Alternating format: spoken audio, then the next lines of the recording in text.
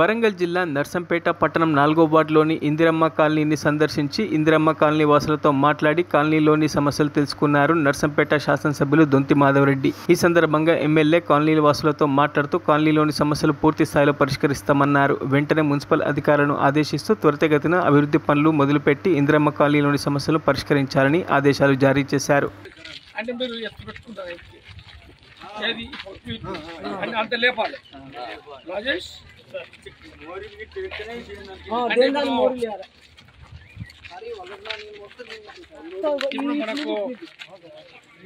కంటే ముందు లేపాలి, లేపిన తర్వాత మనం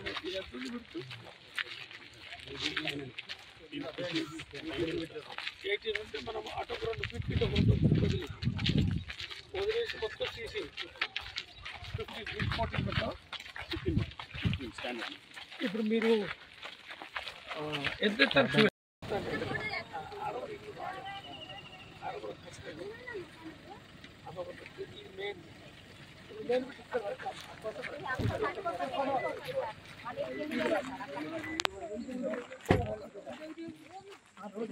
మరిన్ని అప్డేట్స్ కోసం మా ఛానల్ని సబ్స్క్రైబ్ చేయండి।